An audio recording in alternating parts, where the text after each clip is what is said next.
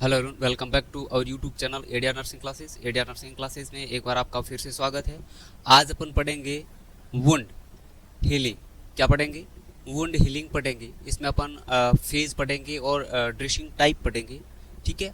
और ये आपका वीडियो राजस्थान नर्सिंग ऑफिसर और किसी भी स्टेट लेवल नर्सिंग ऑफिसर के लिए बहुत इंपॉर्टेंट होने वाला है। इनमें से एक दो क्वेश्चन जरूर अपने एग्जाम में आते हैं।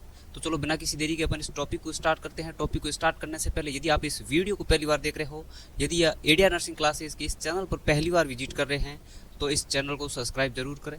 तो चलो अपन बिना किसी देरी के इस टॉपिक को स्टार्ट करते हैं। अपना टॉपिक है आज वुंड हीलिंग। अब सबसे पहले देखते हैं वुंड होता क्या है। वुंड का मतलब है घाव। घाव होता क्या है? घाव क्या है? स्किन या टिश्यू की नॉर्मल कंटिन्यूटी का टूटना। जो स्किन और टिश्यू है, स्किन या आपके टिश्यू है, ठीक है, क्या है? टिश्यू है। इनकी जो कंटिन्यूटी है, ये इसकी ब्रेक होना, कंटिन्यूटी का ब्रेक होना क्या कहलाता है? आपके वुंड कहलाता है। ये दो प्रकार के हो सकते हैं। एक तो ओपन वुंड होगा और सेकंड होगा क्लोज वुंड। ओपन वुंड होगा, उसमें क्या है, जो आपकी स्किन है वो ब्रेक हो जाएगी और घाव खुला होगा। और जो क्लोज वुंड है उसमें इन स्किन है वो इंटैक्ट रहेगी और घाव है वो अंदर की तरफ होगा। माना कि आपके स्किन की लेयर है, इसके अंदर ये बॉर्न हो गई, ठीक है, और इम्पैक्ट आया है तो स्किन यहाँ से इरेक्ट हो गई, ठीक है, ब्रेक हो गई, तो ये हो गया आपका ओपन और हड्डी हड्डी विजिबल दिख रही है। जो क्लोज है उसके अंदर में कोई भी चोट आई है, ठीक है, बट जो स्किन ऊपर की है वो इंटैक्ट है, आपके उसके ऊपर कोई ब्लड ब्लड नहीं दिखाई दे रहा, स्किन है वो ज्यों की त्यों पड़ी है, घाव है वो अंदर हुआ है, वो होगा क्लोज वुंड, ठीक है। अब नेक्स्ट देखते हैं अपन, जो वुंड है वो कितने प्रकार के होते हैं। वुंड है वो जो एक तो होता है ओपन और क्लोज, ठीक है, देखने के आधार पर बोले जो स्किन है, एक तो इंटैक्ट है, एक नॉन इंटैक्ट है। जो नॉन इंटैक्ट है उसमें स्किन टूट गई है और इंटैक्ट है उसमें क्या है, स्किन नहीं टूटी, वो क्लोज हो गया। और देन है ड्यूरेशन के आधार पर एक्यूट एंड क्रोनिक। जो एक्यूट है वो एक्सपेक्टेड टाइम में क्या है, हील हो जाता है। माना कि कोई स्किन पे घाव लगा है, वो 4 से 5 दिन के अंदर हील होना चाहिए, वो हील हो गया, तो वो हो गया आपका एक्यूट। और एक है घाव जो 1-1.5 मंथ से भी ऊपर हो गए, 1.5 मंथ से भी ऊपर हो गए, या 2 to 4 वीक से भी टाइम ज़्यादा हो गया है, बट घाव है वो आपका हील नहीं हुआ है, ठीक है, तो वो क्या कहलाएगा, आपका क्रोनिक कहलाएगा। क्या कहलाएगा? क्रोनिक कहलाएगा, ठीक है। और एक्सपेक्टेड टाइम के अंदर घाव हील हो गया तो वो कहलाएगा आपका एक्यूट, ठीक है। क्या कहलाएगा? एक्यूट। जो हीलिंग को कौन से फैक्टर है वो अफेक्ट करते हैं, जो घाव है वो हील होने में कौन से ऐसे फैक्टर है जो इफेक्ट करते हैं? तो सबसे पहले है आपका लोकल इन्फेक्शन। जहाँ घाव हुआ है वहाँ लोकल इन्फेक्शन लग गया, वो उस घाव को प्रभावित कर सकता है हील होने में। पुअर ब्लड सप्लाई, वहाँ की ब्लड सप्लाई इंटरप्ट है तो भी वो घाव डिले हो सकता है। इडिमा, वहाँ कोई लोकल स्वेलिंग है तो भी उस घाव को देरी हो सकती है भरने में, या उस पर कोई प्रेशर है। या फिर सिस्टेमेटिक में देखें तो एज हो गई, आपका न्यूट्रिशन हो गया, डायबिटीज़ हो गया, एनीमिया हो गया, स्मोकिंग। ये जो फैक्टर है ये आपको जो वुंड है, वुंड को हीलिंग में डिले करवाते हैं। जो हीलिंग है उसको क्या करवाते हैं, डिलेट करवाते हैं, ठीक है। जो वुंड का टाइम पे भरना होता है वो टाइम पे नहीं भर पाता, ठीक है। तो इसमें क्या है, पुअर माल जो न्यूट्रिशन है वो, और डायबिटीज़ हो गया, एडिमा हो गया, स्मोकिंग हो गया, जो किसी चीज़ पे प्रेशर पड़ रहा है, माना कि अल्सर है तो उसमें कंटिन्यू प्रेशर है, इसलिए वो भरता नहीं है ना। और डायबिटिक पेशेंट हो गया तो उसमें क्या है, ब्लड में ग्लूकोज लेवल की मात्रा ज़्यादा हो जाती है, और जो बैक्टीरिया है वो घाव पे उनको क्या है, आपके ज़्यादा मिलता है खाने पीने के लिए, इसलिए वो घाव टाइम पे नहीं भर पाता, ठीक है। अब नेक्स्ट देखते हैं फेज। 4 फेज होती है टोटल घाव से, घाव होने से लेके और एंड तक टोटल 4 फेज होती है। सबसे पहली फेज है वो आपका हेमोस्टेसिस है, ठीक है। और इसमें क्या होता है वो अपन नेक्स्ट स्लाइड के अंदर पढ़ेंगे। फर्स्ट हो गई, देन होती है आपकी इन्फ्लामेशन, जिस जहाँ घाव हुआ है वहाँ इन्फ्लामेशन होता है। क्या होता है? इन्फ्लामेशन होता है, ये आपकी सेकेंड हो गई। एंड थर्ड होती है उसमें क्या होता है आपका प्रोलिफिकेशन होता है, प्रोलिफिकेशन होता है।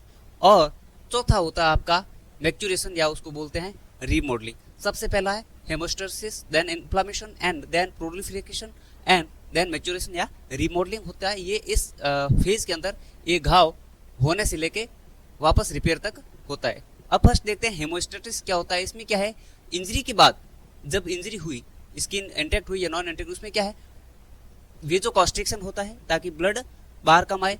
और जो बाद में क्या है प्लेटलेट एग्रीगेशन होता है, प्लेटलेट वहाँ इकट्ठा होती है और फिब्रिन के द्वारा क्लोट हो जाता है। ठीक है, वहाँ फिर ब्लड क्लोट हो गया, घाव हुआ जहाँ पे वहाँ वेजो कॉन्स्ट्रिक्शन हुआ, देन क्या हुआ प्लेटलेट का एग्रीगेशन हुआ, देन ब्लड क्लोट होगा और फिब्रिन बन जाएगा। ठीक है, ताकि वहाँ टोटली ब्लड बंद हो जाए। देन सेकंड स्टेज होती है इन्फ्लामेशन की। सबसे पहले लड़ने के लिए क्या न्यूट्रोफिल्स वहाँ उस घाव पे आती है और अर्ली डिफेंस के रूप में काम करती है। देन माइक्रोफिगस के रूप में काम होता है, जहाँ वहाँ जो घाव है वहाँ डेरिवेट्स और बैक्टीरिया है उनको रिमूव किया जाता है। और देन आए इन्फ्लामेटरी रेस्पॉन्स के रूप में ये सेकंड जो स्टेज है इन्फ्लामेशन वो पूरी होती है। और थर्ड है प्रोलिफिकेशन। इसमें क्या है आपका जो फाइब्रोब्लास्ट है वो एक्टिव होता है और कोलेजन को डिपोजिट करता है। और एंजियोजेनेसिस होता है, जो रप्चर होगी वेन है ये कैपिलरीज है वो वापस बनती है। देन ग्रेनुलेशन होता है टिश्यू का और इपिथेलियाइजेशन के द्वारा कॉन्ट्रैक्शन होता है वापस उस घाव का। ठीक है, और लास्ट जो आपकी फेज है वो है मैच्योरेशन एंड रीमॉडलिंग। इसमें क्या है कोलेजन रिकॉग्नाइजेशन होता है और स्कार है वो ग्रेजुअली स्ट्रॉन्गर होता जाता है। और फाइनल होती है आपकी स्ट्रेंथिंग, जो आपका स्कार है वो स्ट्रॉन्ग होके जो स्किन है वापस उसकी रीमॉडलिंग हो जाती है। ठीक है, रीमॉडलिंग हो जाती है। ऐसे ही आपका 1 से 4 फेज के द्वारा वुंड का रिपेयर होता है। ठीक है, अब नेक्स्ट देखते हैं अपन वुंड हीलिंग। वन लाइन में देख लेते हैं। हेमेटोस्टेसिस, इसमें क्या है ब्लीडिंग स्टॉप होती है। ठीक है, इन्फ्लामेशन, इसमें क्या वुंड का क्लीन होता है। देन प्रोलिफिकेशन, इसमें क्या न्यू टिश्यू बनते हैं। और रिमॉडलिंग, इसमें क्या स्कार स्ट्रेंथ पक्का होता है। शॉर्ट में याद रखें क्या है stop, clean, repair and removal. यदि आपके एग्जाम में सीक्वेंस वाइज क्वेश्चन आ जाए कि कौन से, तो इसको एक SCRR, क्या है SCRR, इसमें क्या है stop, clean, repair and remodel. ठीक है, अब नेक्स्ट देते हैं प्राइमरी इंटेंशन, जिसमें क्या है वुंड है वो आपका एक्सप्रोमेट एडेज में होता है और हीलिंग रिलेटिवली फास्टर होती है और लेस टिश्यू लॉस होता है और लेस स्कारिंग होती है। देन आता है सेकेंडरी एंड टर्टियरी इंटेंशन। इसमें सेकेंडरी में क्या है वुंड ओपन होता है और ग्रेनुलेशन फील्ड डिफेक्ट होता है और मोर टिश्यू लॉस होता है, मोर स्कारिंग होती है। टर्टियरी में होती है आपका delay closure.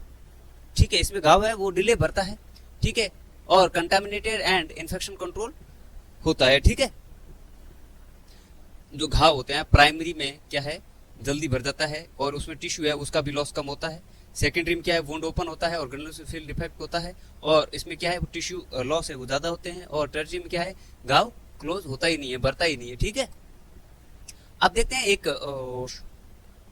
Short form time wound assessment में। ठीक है, टाइम मतलब टिश्यू, आई मतलब इन्फेक्शन इन्फ्लामेशन, एम मतलब मॉइस्चर देखें और ई मतलब एजेस देखें। ठीक है, ये आपको वुंड का असेसमेंट कैसे करेंगे, सबसे टिश्यू देखेंगे कैसे है वहाँ, आई इन्फेक्शन देखेंगे, इन्फ्लामेशन देखेंगे, एम मॉइस्चर कैसा है, ड्राई है ये या वेट है, और ई मतलब एजेस देखेंगे। ठीक है, क्या उसका कितना स्त्रावित है वो प्राइमरी सेकेंडरी टर्टियरी कौन सी स्टेज में है। ठीक है, अब देखें ड्रेसिंग का। ठीक है, वो तो हो गया आपका वुंड।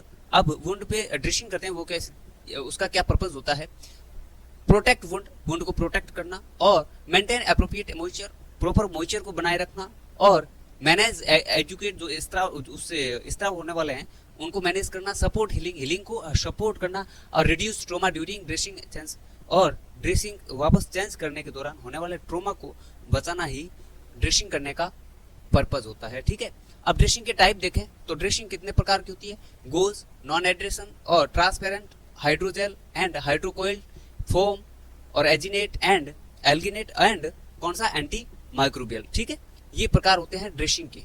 ठीक है, अब देखते हैं गोज एंड नॉन एड्रेशन और फिल्म।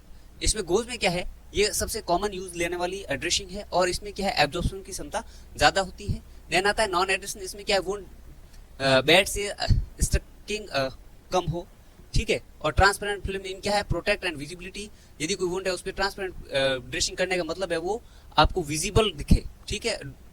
वुंड है वो अंदर से आपको विजिबल दिखे, ठीक है, विजिबल प्रॉपर हो और प्रोटेक्शन के रूप में वो यूज ली जाती है ताकि वुंड को अंदर से, जैसे अपन कैनुला पे लगाते हैं, ठीक है, टेगाडम लगाते हैं, वो ट्रांसपेरेंट क्यों होती है, क्योंकि एक तो वहां प्रोटेक्ट तो हो रही है और ट्रांसपेरेंट इसलिए होती है ताकि वहां इन्फेक्शन स्टार्ट होते ही अपन को दिख जाए, ठीक है।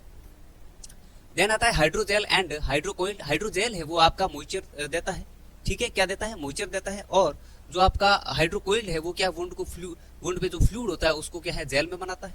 और दोनों में क्या है मॉइस्ट इन्वायरमेंट में मदद करते हैं। तो जो दोनों ड्रेसिंग है वो आपके वुंड को मॉइस्चर रखने के लिए आपको इन्वायरमेंट देते हैं वुंड के, ठीक है। अब है फॉर्म एंड एक्जीनेट एंड एंटीमाइक्रोबियल। इसमें क्या फॉर्म है, इसमें क्या एब्जॉर्प्शन होता है, एजुकेट का एब्जॉर्प्शन होता है, जो आपके स्त्राव होते हैं वुंड पे वो एब्जॉर्प्शन होते हैं। एंड क्रुशनिंग होती है, जिसमें एलिग्नेट है उसमें क्या हाईली एब्जॉर्प्शन, ये बहुत ज्यादा एब्जॉर्प्शन करता है। और मोडरेट टू हैवी एक्यूडेट, ठीक है, ताकि वो वापस जेल फॉर्म हो जाए। एंटीमाइक्रोबियल इसमें क्या है, ये क्लिनिकली रूप से आपको इंडिकेट होती है, जैसे उसपे बैक्टीरिया इन्फेक्शन हो गया है या कोई भी इन्फेक्शन हो गया है उसको वापस अपन को कम करना है ताकि उसपे डायरेक्ट बैक्टीरिया एंटीबायोटिक ड्रेसिंग की जाए ताकि वो बैक्टीरिया मरते जाए, ठीक है। तो ये हो गया आपके ड्रेसिंग के प्रकार। अब ड्रेसिंग सिलेक्शन, ठीक है, एग्जाम लॉजिक देखें, जो आपकी ड्राई वुंड है उसमें हमेशा हाइड्रोजेल भी कंसिस्ट, हाइड्रोजेल ही लगाएं। और मॉडरेट एजुकेट उसमें कम से ज्यादा की तरफ आपके सिक्रेशन हो रहे हैं तो आपको फॉर्म में भी यूजफुल फॉर्म प्रकार की ड्रेसिंग होनी चाहिए। हैवी एक्यूडेट तो जो एलिग्नेट में भी अप्रोप्रिएट एलिग्नेट प्रकार की ड्रेसिंग होनी चाहिए। Always assess wound plus patient, हमेशा पेशेंट और वुंड को असेस करके ही ड्रेसिंग का चूज करें, ठीक है। ये था अपना वुंड और ड्रेसिंग। आई होप ये टॉपिक आपको अच्छा लगा होगा। अच्छा लगा है तो आप इस टॉपिक को शेयर जरूर करें। थैंक यू, मिलते हैं अपन एक नेक्स्ट वीडियो में।